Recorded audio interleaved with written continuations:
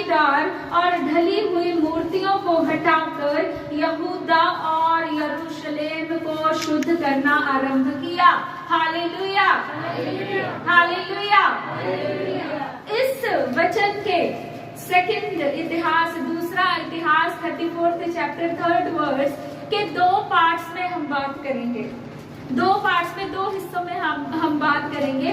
पहला हिस्सा जो है वो किसके बारे में, दूसरे के बारे में भी हम बात करते हैं, लेकिन पहले इसका मैं बैकग्राउंड आपको बता दूं। लिखा अपने राज्य के 8वें वर्ष में किसने किया, लिखा जब वह युवा ही था तो अपने मूल पुरुष दाऊद के परमेश्वर की खोज करने लगा। ये वचन, ये कलाम, ये है राजा योशिया के बारे में। हालेलुया, ये है राजा योशिया के बारे में। राजा योशिया जो था, जब वो राजा बना, he was very young that time. Studies बताती है वो 16 इयर्स ऑफ एज, वो 16 साल की उम्र का था जब वो राजा बना। और देखिए, और जैसे वो राजा बना, यंग एक लड़का, 16 साल उसकी आयु, और उसके हृदय के अंदर, उसके मन के अंदर किसके लिए प्रेम है? परमेश्वर के लिए प्रेम। और कहता वो किसके? अपने मूल पुरुष दाऊद के समान। जिस तरह से दाऊद परमेश्वर को खोजता, खुदा के चेहरे को खोजता, खुदा के पीछे चलता था, रात दिन परमेश्वर को खोजता रहा, उसी तरह से क्या लिखा? राजा योशिया भी दाऊद की तरह कहता किसको खोजने वाला था? परमेश्वर को, यहोवा पाक को खोजने वाला व्यक्ति था। हालेलुया। और जब वो राजा बना तो उसने सबसे पहला काम यरूशलेम और यहूदा में किया। और वो काम क्या था? लिखा उसने ऊंचे स्थान, अशेराओं और नक्काशीदार और ढली हुई मूर्तियों को हटाकर यहूदा और यरूशलेम को शुद्ध करना आरंभ किया।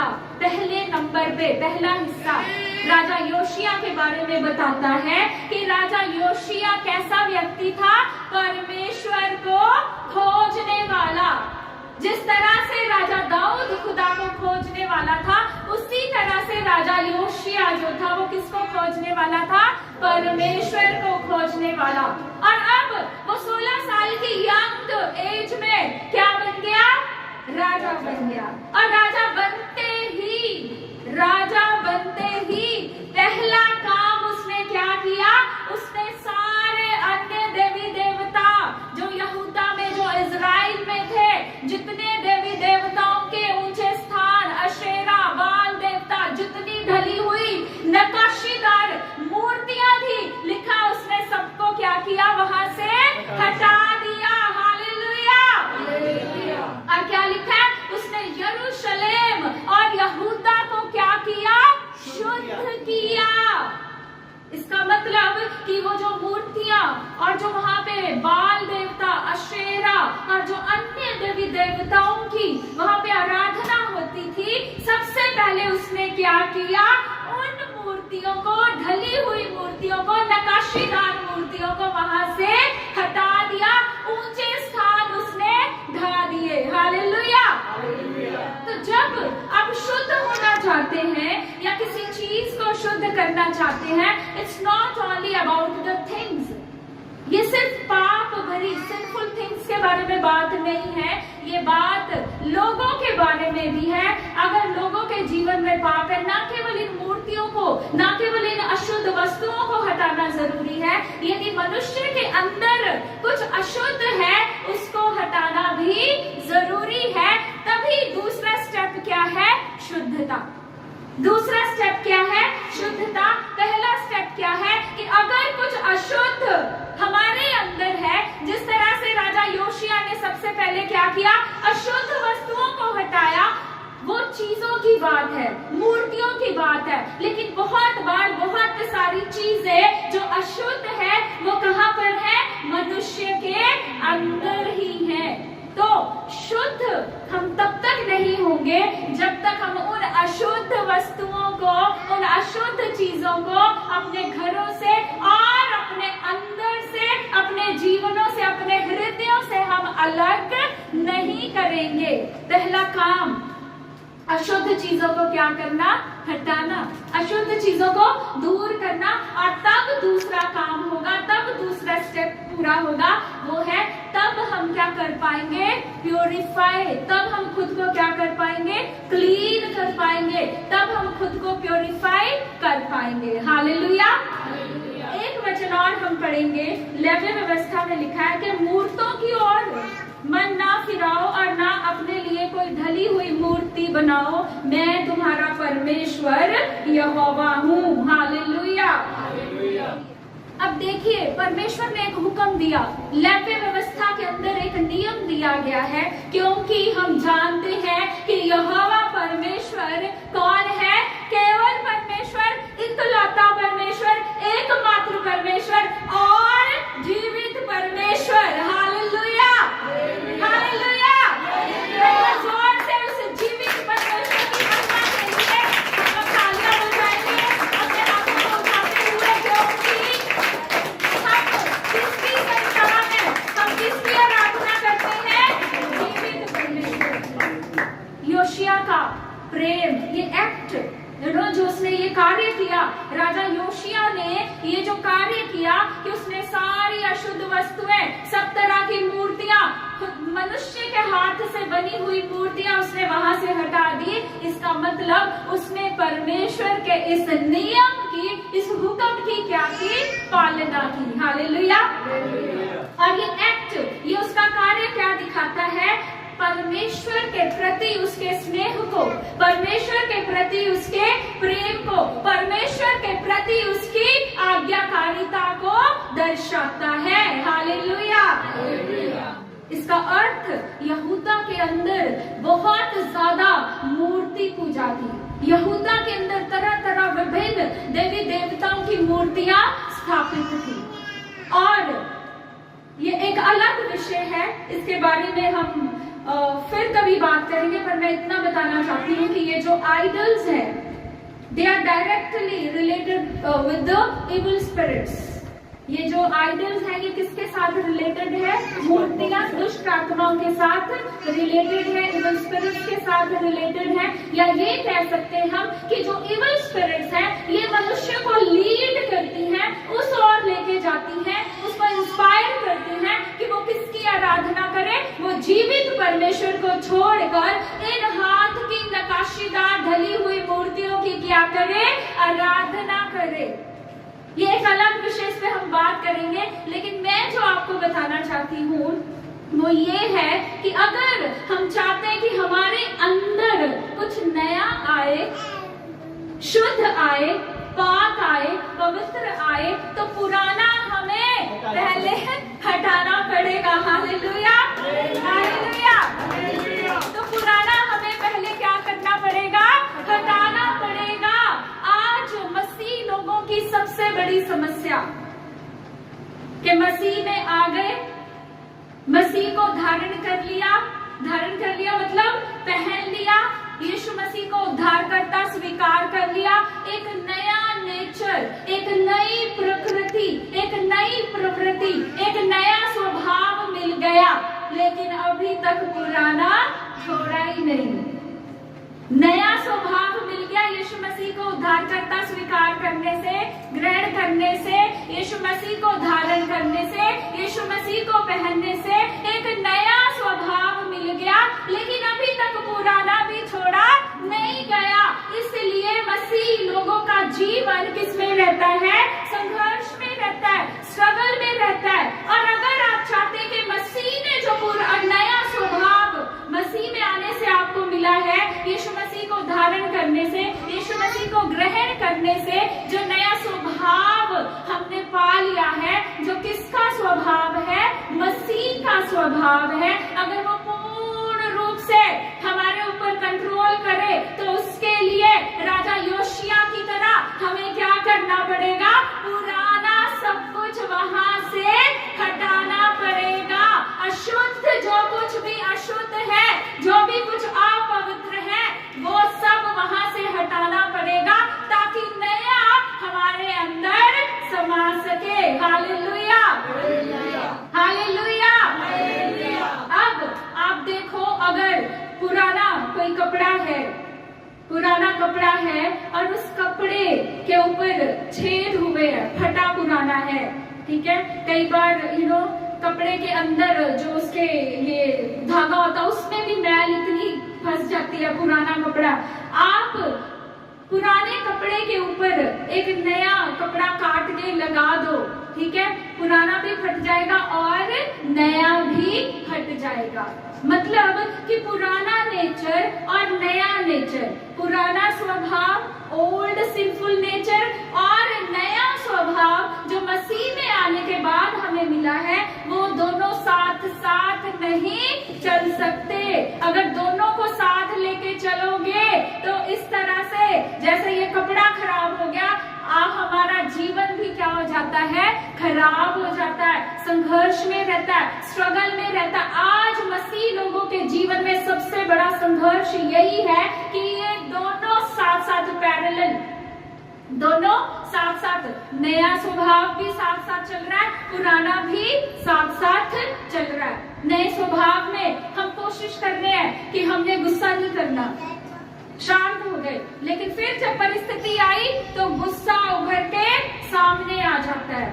एक व्यक्ति जो कहता है मैं आपसे व्यभिचार नहीं करूंगा, अब मैं यीशु मसीह को जान गया, लेकिन जब परिस्थिति आई तो फटाफट से उसने क्या किया, अपने पुराने स्वभाव के आगे, अपनी ओल्ड सिंफुल नेचर के आगे क्या किया, उसने फटाफट से घुटने टेक दिए, हार गया और उसकी ओल्ड नेचर उसके ऊपर क्या हो गई, हावी हो गई।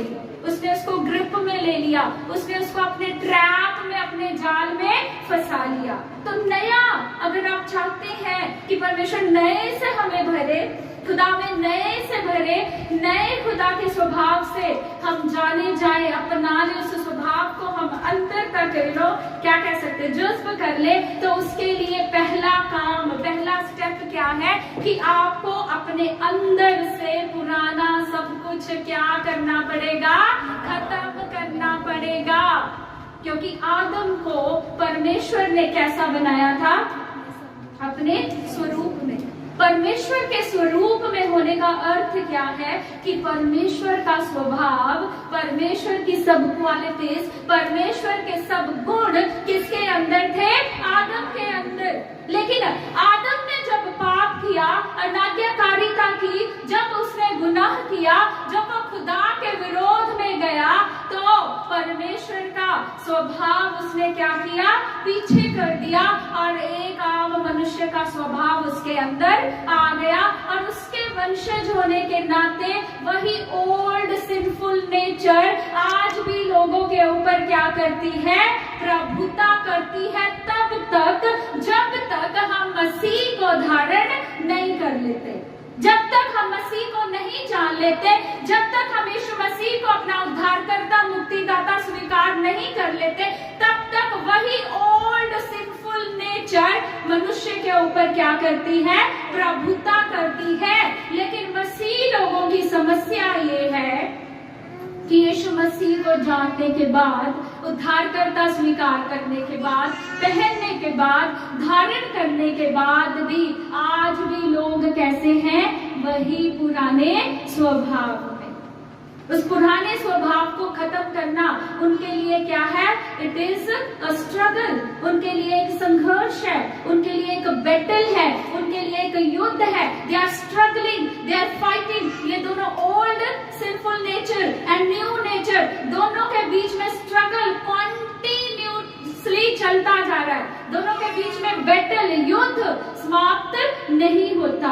और मनुष्य अक्सर मनुष्य क्या करता है, इंसान क्या करता है, ओल्ड सिंफुल नेचर के आगे हार जाता है, घुटने टेक लेता है।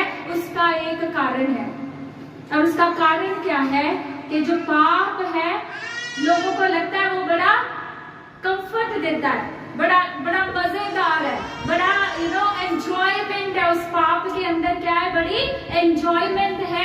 इसलिए मनुष्य अपने हृदय की इच्छाओं को पूरा करने के लिए, अपनी इच्छाओं को, अपनी पाप भरी इच्छाओं को पूरा करने के लिए, आनंद लेने के लिए, मजा लेने के लिए एंजॉय करने के लिए मनुष्य क्या करता है कि अपनी उस ओल्ड सिंफुल नेचर के आगे घुटने टेक देता है।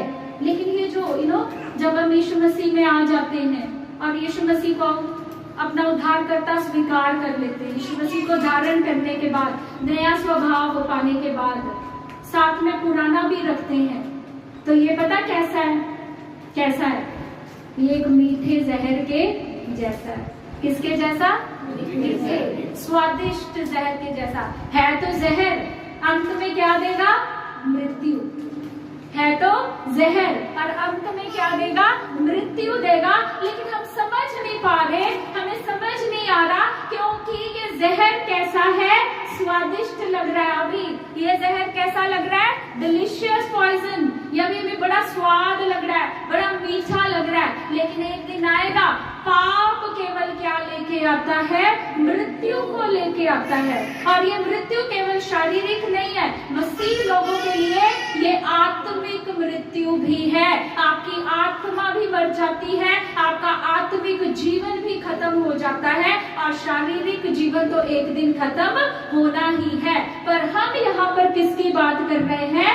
आत्मिक जीवन की। जब आदम और हवा ने पाप किया, ठीक है, तो वो शारीरिक रूप से तो उसी दिन नहीं मरे। परमेश्वर ने तो क्या कहा था? जैसे ही तुम फल खाओगे तुरंत तुम मर जाओगे। लेकिन उसी दिन तो नहीं मरे कि उसी दिन खाया और मर गए, उस दिन नहीं मरे। लेकिन शारीरिक रूप से नहीं मरे, परंतु आत्मिक रूप से उस दिन वो मर गए थे। तो ये जो ओल्ड सिंफुल नेचर है, जो हमारा पुराना पाप भरा स्वभाव है, ये भी कैसा है? एक मीठे स्वादिष्ट जहर के जैसा।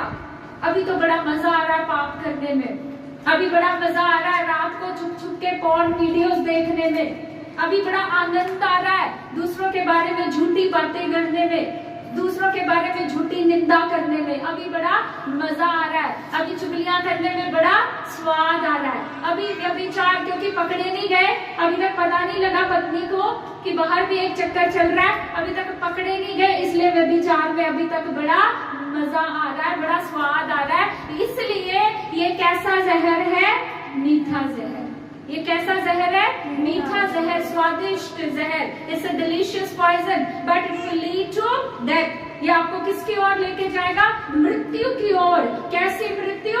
आत्मिक मृत्यु की ओर ये आपको लेकर चला जाएगा। इसलिए अगर हम चाहते हैं कि हम शुद्ध हो, अगर हम चाहते हैं कि नई बातें, मसीह की बातें हमारे स्वभाव में आए, अगर हम चाहते हैं जो स्वभाव हमने मसीह से पाया है वैसे ही हम बन जाए, तो उसके लिए पहले क्या करना पड़ेगा? पुराने विचार, पुरानी गंदगी, अपवित्रताई, अशुद्ध विचार, सब तरह के सिंफुल थॉट्स, सब तरह का सिंफुल व्यवहार, ये सारा कुछ पहले हमें क्या करना पड़ेगा? बाहर निकाल के फेंक देना पड़ेगा। और उसके बाद ये नया हमारे अंदर आएगा, और उसके बाद हम क्या हो जाएंगे? शुद्ध हो जाएंगे। Hallelujah, hallelujah, hallelujah. तो पुराना पहले क्या करना पड़ेगा? निकालना पड़ेगा। आप देखो, आप अगर कोई नया सूट लेके आते हो, नया कोट लिया, तो वो नया कोट आप पुराने कपड़े के ऊपर पहन के किसी शादी में जाएंगे? नहीं। पहले क्या करेंगे? पुराना सूट, पुराना कोट उतार के रख देंगे साइड में, फिर आप नया पहनेंगे, and you will beautify yourself. तब आप अपने आप को क्या करते हैं? डेकोरेट करते हैं, ब्यूटिफाई करते हैं, सजाते और संवारते हैं। कब? पहले आप क्या करेंगे? पहले पुराना उतार के साइड में रखेंगे, तब आप नया पहनेंगे, योग्य बन पाएंगे। हालेलुया। तो अब ये स्ट्रगल तो है, यहाँ तक मान ली बात कि एक बहुत बड़ा स्ट्रगल है, बहुत बड़ी बैटल है कि पुराना old nature, old sinful nature and new Holi nature. अब ये स्ट्रगल तो है, ये दोनों साथ साथ चलते जो जा रहे हैं, पर अब इसको खत्म कैसे किया जाए? यही तो स्ट्रगल है, यही तो संघर्ष है, यही तो युद्ध है। पर अब इस युद्ध को खत्म कैसे किया जाए? कैसे नया स्वभाव संपूर्ण रूप से हम पाले?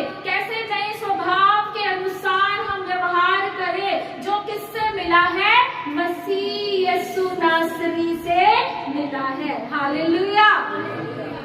अब उसके लिए क्या करें? उसके लिए एक ही काम करें, उसके लिए पवित्र आत्मा की आवाज को सुने, उसके लिए पवित्र आत्मा की अगुवाई में चले, उसके लिए पवित्र आत्मा से लीड मांगे, उसके लिए पवित्र आत्मा से अगुवाई मांगे, उसके लिए पवित्र आत्मा की आवाज को सुने। लेकिन अब दिक्कत क्या है? समस्या क्या है?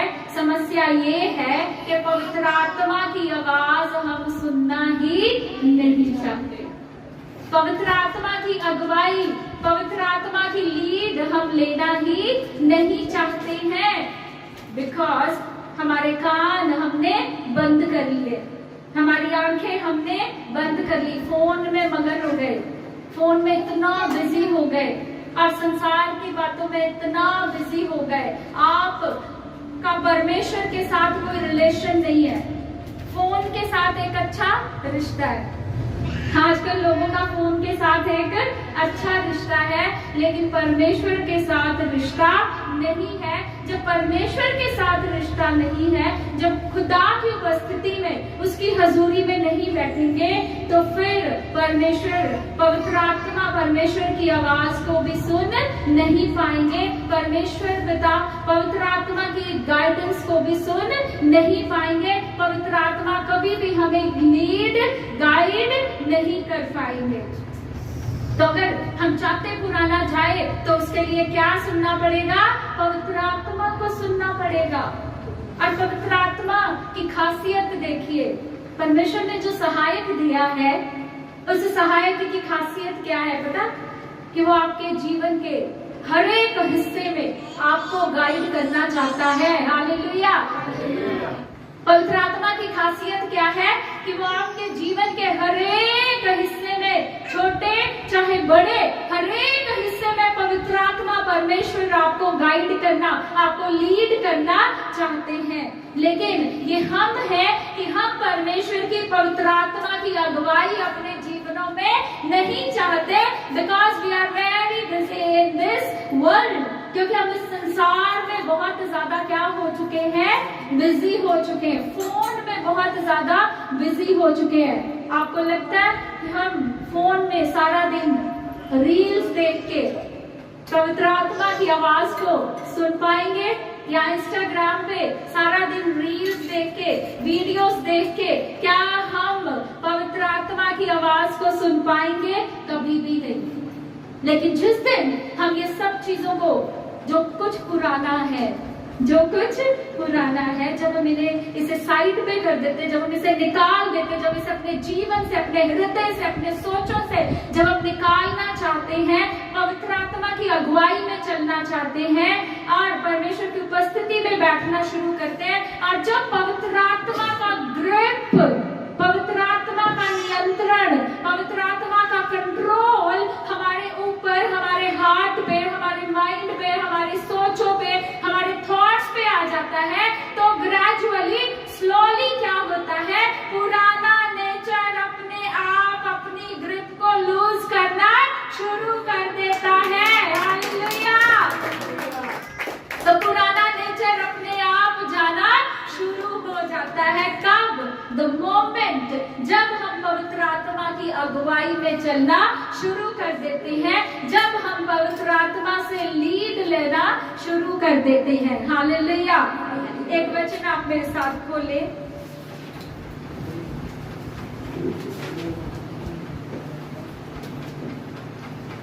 First कोरिन्थियंस 2nd chapter verse 16।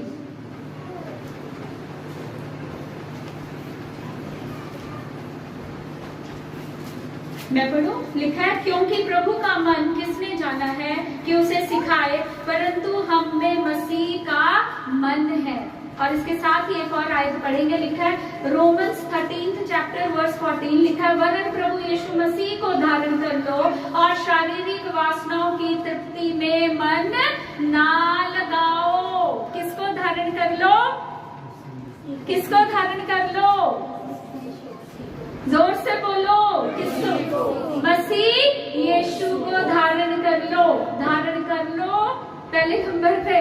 और कहता शारीरिक वासनाओं की तृप्ति में मन ना लगाओ। अर्थात हम अक्सर किसको तृप्त करना चाहते हैं? आप किसको सेटिस्फाई करना चाहते हो? शरीर को। ये सारी भोग विलास, ग्रीड, लालच, लस्ट, सब तरह की काम वासनाएं, लस्ट, लालच, सब तरह का व्यभिचार भरे विचार, चोरी, झूठ, निंदा, ये सब क्या है? किसके अंदर है ये किसकी इच्छाएं हैं? शरीर की इच्छाएं हैं। These are the desires of the body, flesh। ये किसकी इच्छाएं हैं? शरीर की। कहता अपनी शारीरिक वासनाओं को तृप्त करने के लिए कुछ भी मत करो, बल्कि क्या करो? कहता मसीह यीशु को धारण कर लो। जब आप मसीह यीशु को धारण कर लेते हैं तो आप अपनी शारीरिक वासनाओं को, शारीरिक इच्छाओं को पूरा नहीं करना चाहते। आप किसको खुश करना चाहते हैं? परमेश्वर को। आप किसकी सेवा करना चाहते हैं? परमेश्वर की। हालेलुया। आप जानते हैं शारीरिक इच्छाओं की पूर्ति करना या शारीरिक सांसारिक, मैं ये कह सकती हूँ संसारिक इच्छाओं को पूरा करना या शारीरिक इच्छाओं को संतुष्ट करना, उनको तृप्त करने का अर्थ क्या है? That we are not serving God. हम परमेश्वर को सर्व नहीं कर रहे, हम परमेश्वर की सेवा नहीं कर रहे, उल्टा हम किसकी सेवा में लगे हुए हैं? अपने शरीर की सेवा में। हम किसकी सेवा कर रहे हैं? अपने खुद के शरीर की। लेकिन हमें किसकी सेवा करनी है? परमेश्वर की सेवा। और परमेश्वर की सेवा का अर्थ क्या है? कि अपने शरीर की बातों को दूर कर देना, निकाल देना, हटा देना, बाहर फेंक देना और मसीह यीशु को धारण करने के बाद अपनी सांसारिक इच्छाओं की, शारीरिक इच्छाओं की तृप्ति ना करना, उन्हें सेटिस्फाइड ना करना, बल्कि किसको सर्व करना? किसकी सेवा करना? परमेश्वर की। Hallelujah, hallelujah, hallelujah. एक वचन और पढ़ेंगे, आप मेरे साथ बोल सकते हैं। गलातियों की पुस्तक उसका 5 अध्याय 16-17 आयत लिखा, परंतु मैं कहता हूँ कि पवित्र आत्मा के अनुसार चलो। तुम शारीरिक इच्छाओं को किसी रीति से पूर्ण नहीं करोगे, क्योंकि शरीर तो पवित्र आत्मा के विरोध में और पवित्र आत्मा शरीर के विरोध में लालसा करता है। ये तो एक दूसरे के विरोधी हैं कि जो तुम करना चाहते हो उसे ना कर सको। अब ध्यान देने वाली बात क्या है कि ये स्ट्रगल किसमें है? नए और पुराने में। हम बात कर रहे थे किसकी? पुराने नेचर की। और नया नेचर, नई प्रकृति कहाँ से मिलती है? पवित्र आत्मा से। किससे मिलती है? पवित्र आत्मा से। तो क्या कहता खुदा का कलाम? कहता पवित्र आत्मा के अनुसार चलो और तुम शारीरिक इच्छाओं को किसी रीति से पूर्ण नहीं करोगे। अब शारीरिक इच्छाएं कब खत्म होंगी? शारीरिक इच्छाएं कब खत्म होंगी? या शारीरिक इच्छाओं की पूर्ति के लिए कब हम काम नहीं करते? जब हम किसके अनुसार चलेंगे? खुदा का कलाम क्या कहता? जब किसके अनुसार चलोगे? पवित्र आत्मा के अनुसार चलोगे। हालेलुया। तो पवित्र आत्मा परमेश्वर के लिए जो सच में हमें क्या करता है? ट्रांसफॉर्म करता है, जो सच में पूर्ण रीति से हमें तब्दील करता है, जो सच में संपूर्ण रीति से हमें बदल देता है, जो सच में संपूर्ण रीति से एक पापी को, एक मर्डरर को क्या बना देता है? संत बना देता है, सेंट बना देता है। पवित्र आत्मा का ये काम है कि वो एक मर्डरर को क्या बना देता है? संत बना देता है। हम जानते हैं कि पौलुस ने पहले क्या किया? मसीह लोगों की हत्या की, उनको परसिक्यूट किया, मर्डर किया, मारा। लेकिन जैसे ही परमेश्वर से उसका एनकाउंटर हुआ, परमेश्वर का आत्मा उसके ऊपर आया, आज हम उस मर्डरर को हम क्या कहते हैं? संत पौलुस। हालेलुया। तो ये पवित्र आत्मा का काम है। ट्रांसफॉर्मेशन, तब्दीली, संपूर्ण बदलाव किसका काम है? पवित्र आत्मा का। तो जब हम पवित्र आत्मा के अनुसार चलते हैं तो पुराना सब धीरे धीरे धीरे धीरे खत्म हो जाता है, हमसे चला जाता है, पुराना स्वभाव अपनी ग्रिप को लूज करना शुरू कर देता है और नया स्वभाव संपूर्ण रूप से हमारे अंदर आ जाता है। हालेलुया। तो शारीरिक इच्छाएं पूरी करना, लस्ट, व्यभिचार, वासनाएं, लालच, बैर, विरोध, क्रोध, ईर्ष्या धीरे धीरे धीरे धीरे अपने आप चला जाता है।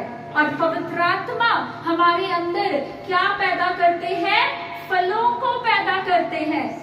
हमने पिछली बार भी देखा था, खुदा के कलाम से सीखा था कि मसीह जीवन के अंदर उसके जीवन में सबसे इंपॉर्टेंट क्या है? फल होना। अगर फल नहीं है, जिस पेड़ के ऊपर फल नहीं है, वो पेड़ कहाँ झोंका जाता है? आग में झोंका जाता है, सूख जाता है और फिर आग में झोंक दिया जाता है। तो हमारे अंदर फल प्रोड्यूस करना, फ्रूट्स को प्रोड्यूस करना, फलों को पैदा करना किसका काम है? पवित्र आत्मा का काम है। तो जैसे जैसे हम पवित्र आत्मा के अनुसार अपना जीवन चलाते हैं, जैसे जैसे हम पवित्र आत्मा के अनुसार अपने जीवन को ढालते हैं, पवित्र आत्मा की अगुवाई में चलते हैं, पवित्र आत्मा से डायरेक्शन लेके चलते हैं, तो पवित्र आत्मा हमारे अंदर किसको पैदा करते हैं? फलों को पैदा करते हैं। धीरज, शांति, प्रेम, आनंद, गुडनेस, अच्छाई, कृपा, भलाई, सारे फल पवित्र आत्मा हमारे अंदर पैदा करते हैं। नेचर, पुराना स्वभाव। हालेलुया। और पुराना स्वभाव निकालने के लिए हमें किसकी सहायता लेनी है? पवित्र आत्मा परमेश्वर की। Hallelujah, hallelujah. तो जब हम पवित्र आत्मा की सहायता नहीं लेते और अपने पुराने व्यवहार, पुराने स्वभाव के अनुसार अपने जीवन को व्यतीत करते हैं, तो उसमें सबसे दुखदाई एक बात है, सबसे बड़ा नुकसान हमारा क्या होता है कि हम परमेश्वर से दूर हो जाते हैं। खुदा से हम दूर हो जाते हैं। परमेश्वर और हमारे बीच का रिश्ता दूरी में बदल जाता है। खुदा हमसे, उसकी उपस्थिति हमसे दूर हो जाती है। एक मसीह व्यक्ति के लिए इससे बड़ी कोई दुख की बात नहीं है कि वो परमेश्वर की उपस्थिति से दूर हो जाए या परमेश्वर के साथ उसका रिश्ते में क्या आ जाए? एक डिस्टेंस आ जाए। ये एक मसीह व्यक्ति के लिए सबसे बड़ी दुख की बात है। तो इसलिए पुराना स्वभाव क्या करता है? हमारे लिए हमेशा एक ब्लॉकेज, एक रुकावट बनता है परमेश्वर के करीब जाने में, पवित्र आत्मा के फलों को पैदा करने में एक रुकावट बनता है। तो सबसे पहले आज वायदा करेंगे खुदा से कि इस भवन से, इस प्रेयर हॉल से बाहर जाने से पहले हम परमेश्वर से वायदा करेंगे कि हम अपने पुराने स्वभाव को क्या करेंगे? निकाल कर दूर फेंक देंगे। Hallelujah, hallelujah. सो प्रभु इस वचन के साथ, इस कलाम के साथ आप सबको बरकत दे, आशीष दे और आपके जीवनों को, आपके स्वभावों को सच में बदल कर तब्दील करे, आपको ट्रांसफॉर्म करे, नया बनाए। यीशु मसीह के नाम में इस दुआ को मांगते हैं।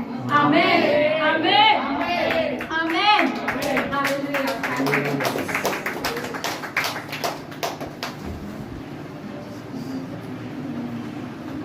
जब खुदा का कलाम शुरू हो जाता है, दिस इज